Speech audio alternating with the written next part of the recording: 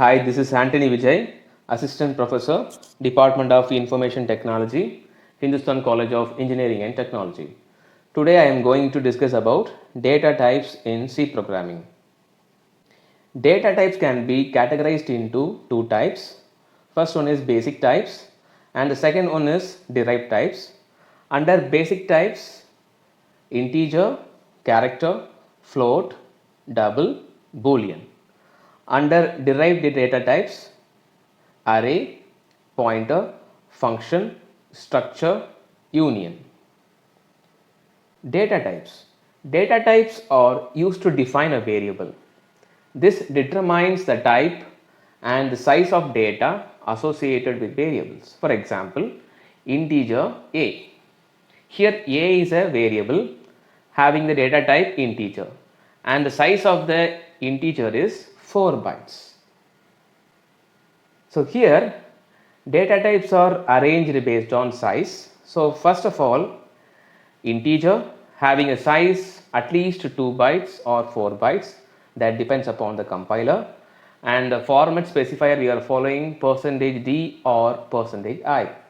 For character it is 1 byte of memory and for format specifier is %c. For float it is 4 bytes of memory and the format specifier is %f. And for double it is double the size of float, so it occupies 8 bytes of memory and the format specifier for double is %lf, that is long float. Next one is short int. It is low in memory, so that's why it is having 2 bytes of memory. The format specifier for short integer is %hd. For long int it is at least having 4 bytes and maximum of 8 bytes, and the format specifier is %ld or %li. And finally boolean data type, it is having only 1 byte of memory and there is no format specifier allocated for boolean. When I talk about integer data type, integer can hold only whole numbers, positive values and negative values, and it does not take care of decimal values. For example, 0, -5, 10. These are the examples for integer data type. So let me see how to declare a integer data type. So here we have to mention the data type first, here int and space variable name. So here I have mentioned id and finally ends with a semicolon. So here id is variable of integer type and its size is 4 bytes. When I talk about declaring of multiple variables, here int id comma age. So here id and age are comes under integer data type and having a size is 4 bytes. Next we are going to see about float and double. So float and double are partners of same data type, that is decimal values. It can take care of exponential values also. For example, float salary. So salary in terms of float. Double price. So float and double, when I talk about float and double, double is double the size of float. See the example for exponential. Float a equal to 22.442e2. Here in this way we can apply for float and double also. So next type is character data type. Character data type can hold only one character at a time and it can be mentioned within a single quotes only, and we are following keyword for character is char, and the example for character is char test equal to within a single quotes h and finally ends with semicolon. Here test is a character data type and it contains only 1 byte of memory. So next we are going to see about short and long. So first we are going to see about long. So long is double the size of integer, so it maximum of taking 8 bytes of memory. Example, long a. So a is a variable of having a data type long. Long double c. So Double, it's only taking care of decimal values, so it takes around 12 bytes of memory. If we are very sure about the value of a variable, we can directly go for shorted, and that value must be within a range of minus 32,767 to plus 32,767.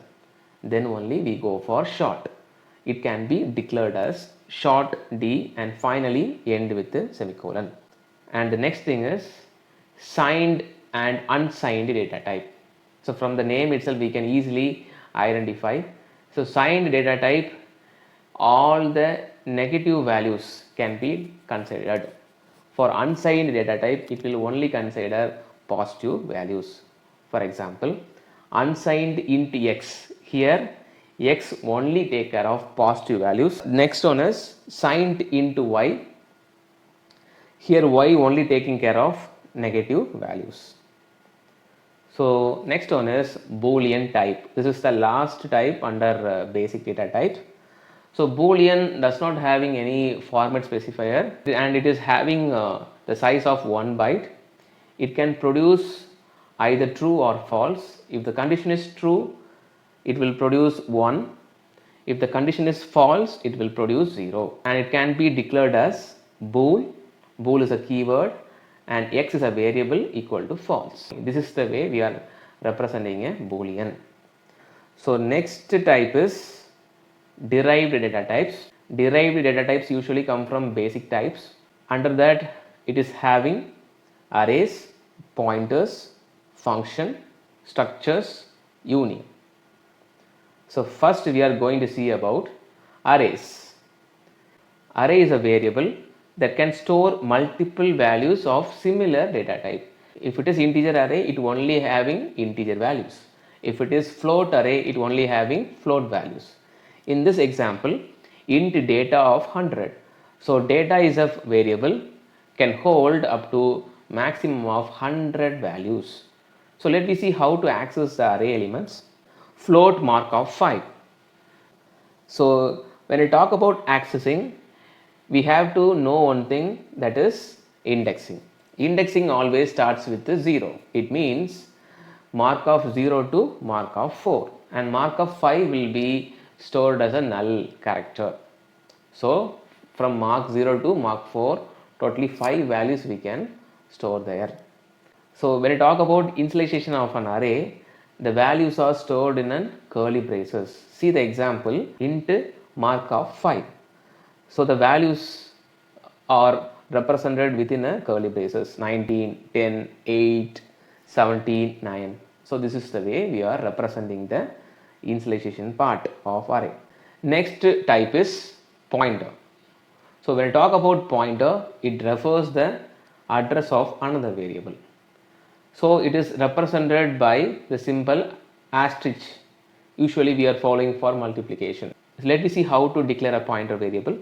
Int star, then one space, we have to mention a variable name. Here p is a variable name and finally end with a semicolon. So here p is a pointer variable. So there are other ways to declare a pointer variable. Int space then star p1 and int space star and then space p2. These are the two different ways we can declare a pointer variable. So let me see how to assign address to a pointer variable. So see the example here. There are two variables. The first variable is a pointer variable pc and the second variable is local variable c. C is having the value 5.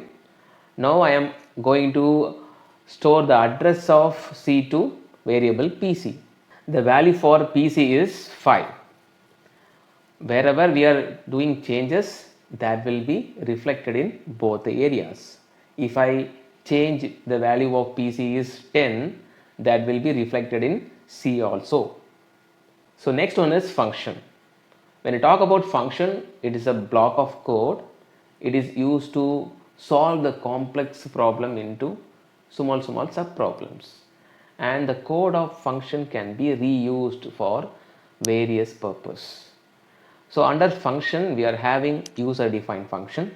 So user defined function can be created by the user, that is why it is called as user defined function. So in this user defined function, we are having three parts.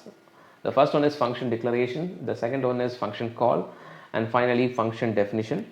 Usually the communication is taking place between function call and function definition. It's like message passing. So let me see how the process takes place. Usually the execution starts at main function. When the compiler encounters the function call, automatically the control will be jumped to the function definition area, and the compiler will start executing the code whatever inside the function definition. Finally the control of the program jump back to the main function again, and finally we will print the result in the screen. This is what happening in user defined function. So next one is structure. Structure is a collection of variable of different data types. So let me see how to declare a structure.